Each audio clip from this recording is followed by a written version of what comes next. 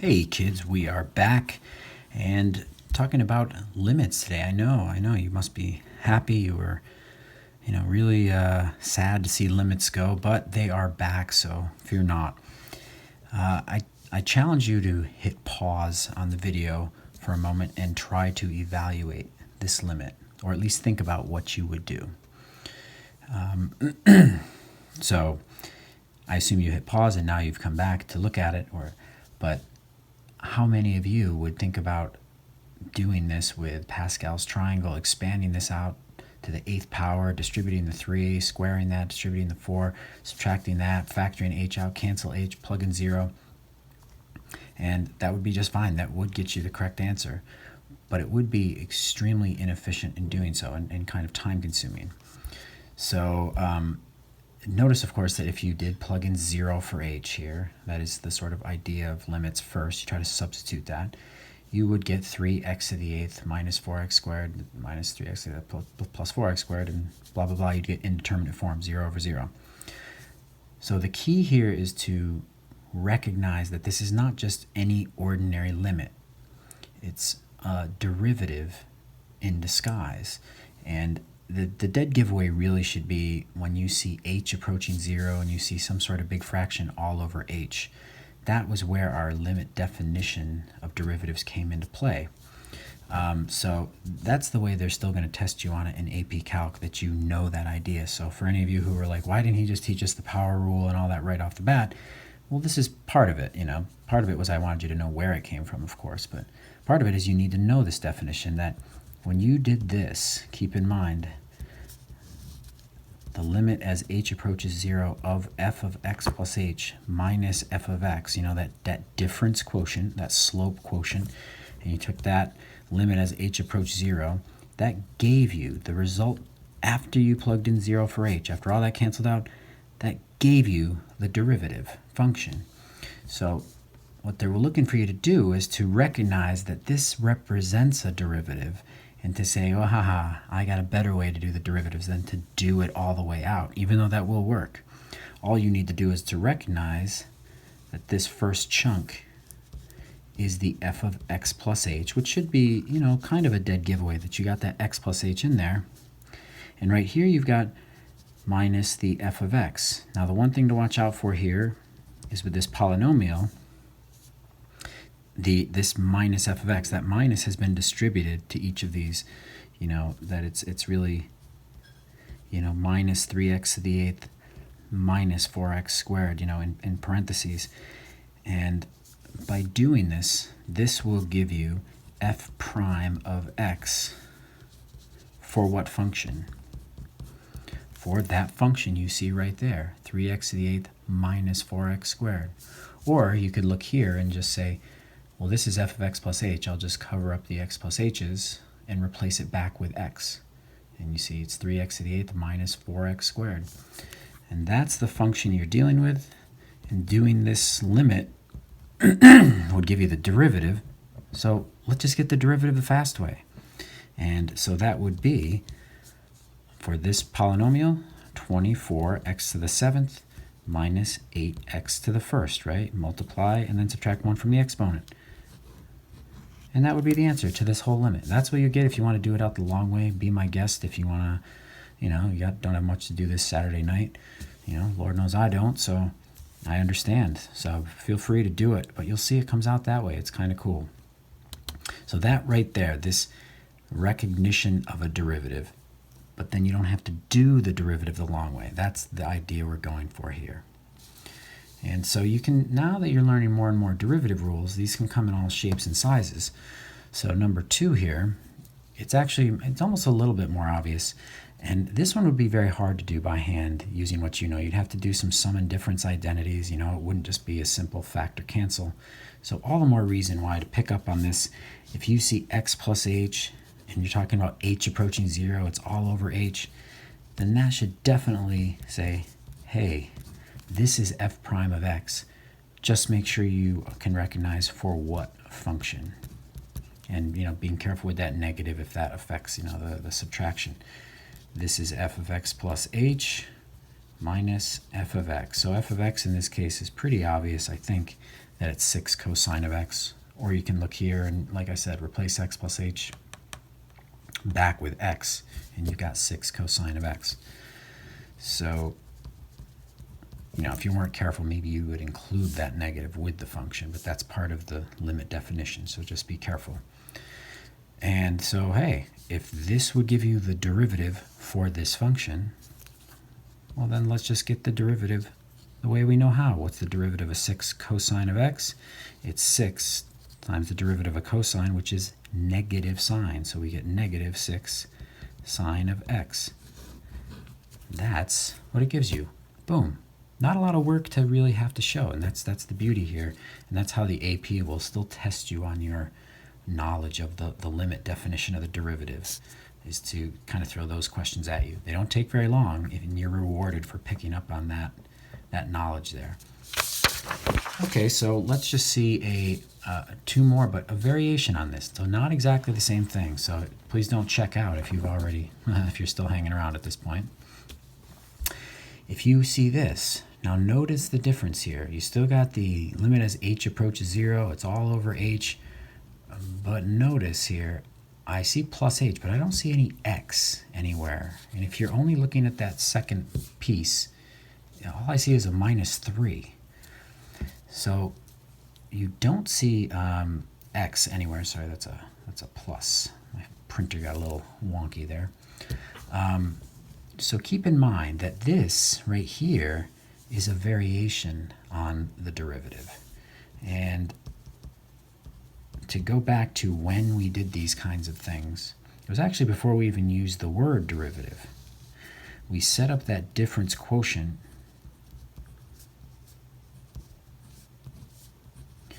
but instead of setting up in terms of x, using the general variable x, if there was a number in there,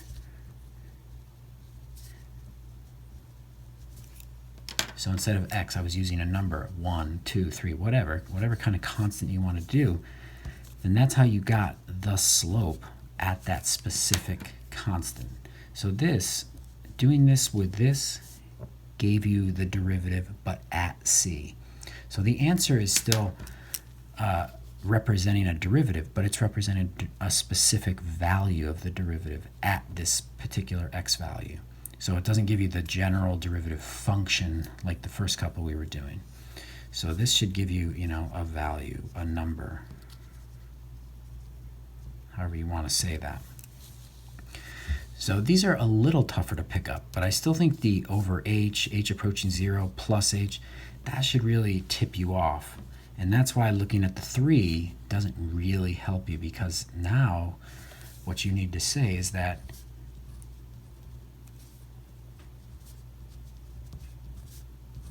what I must be dealing with is f of c and c plus h. And you see, no pun intended there, when you see that 3, I don't know what function was used to make this 3. I don't know what number was plugged into that function. And that's why you really look here. You look at what is there instead of x. That's the dead giveaway. It was 81 plus h. And so what's right here is f of 81. That's what 3 represents, is f of 81 for whatever function you're dealing with. So this will give you f prime of 81, but for what function? And again, you're welcome to try to do this limit by hand by rationalizing the numerator, but it's the 4th root, so that's a little tougher to do, and you don't really want to, is the point. So let's just backtrack and try to pull it apart and say, well, what was the original function that was used to set this up? Don't look at here, look right here. Just cover up that 81 plus h, and that is your f of x. It's the 4th root of whatever was plugged in there. So you're dealing with the 4th root of x. Now what this limit will give you is the slope or the derivative at 81. So I'm still going to get that the fast way, but it just took a little bit more of an idea to pull that apart and come up with this. It's less obvious than the first two. And in case you're curious about what that 3 does represent, notice for this function, the 4th root of x, f of 81, the 4th root of 81, is 3. So that's why that number right there, it's there, it represents the y-coordinate, but it doesn't help you set this whole thing up.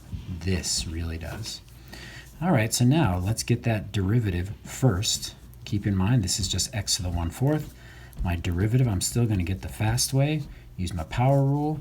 That's going to be 1/4 of x to the negative 3/4 after you subtract 1. That's going to be 1/4x to the 3/4. We move it to the denominator, make that exponent positive. And remember, this limit's going to give you f prime at 81. So now I'm going to just go one step further and plug 81 into this. If that's what they want, that's what I'll get. So 1/4 times 81 to the 3/4. And if you're a little rusty with your algebra, which isn't a crime, but it's definitely something you gotta watch here. Doing 81 to the 3/4 with no calculator means you're doing the 4th root of 81 and then raising it to the 3rd. Or if you want to be a fool, you can raise 81 to the 3rd and by hand and then take the 4th root. But I always do the root first. What's the 4th root of 81? It's 3. What's 3 cubed? It's 27. So that's 27, and then 4 times 27. So what's 4 times 27? 80 plus 28, 108. So that is what this whole limit gives you. 1/108. And once you can pick up on those, they can go pretty quickly too, but just maybe not as fast as the first couple, because it takes a little more thought to build the function and figure out what x value you're plugging into it. But hopefully if you had a strong sense of the limit unit, this is not such a big leap to tie these two ideas together. But it's a pretty clever way the AP uses to test you. And just, hey, why not a trig example here? You're trying to do 8 sine of 11 pi over 6 plus h plus 4 all over h as h approaches 0. Again, the h approaching 0 all over h, the plus h, that should be a dead giveaway. We're dealing with some kind of derivative in disguise here. So are we talking about the derivative function or the derivative at a value? And I don't see x in here. I see 11 pi over 6. So that is what you're dealing with. You're dealing with 11 pi over 6 in place of x. So I'm going to get f prime, not of x, but of 11 pi over 6. And here, again, that 4, if you're curious, just represents whatever the function you're dealing with, that represents the function's value at 11 pi over 6. So that's why you can really look right here and just kind of cover up that inner quantity and say, hey, this must be 8 sine of x. That's what I'm dealing with. That's what 11 pi over 6 has been, plus h has replaced. So we must be dealing with this function, 8 sine of x. And notice, of course, if you do want to check this, f of 11 pi over 6, sine of 11 pi over 6 is negative 1/2. Negative 1/2 times 8 is negative 4. And minus negative 4 becomes that plus 4 that's sitting there. So maybe that's a way to check yourself that you've got the right function.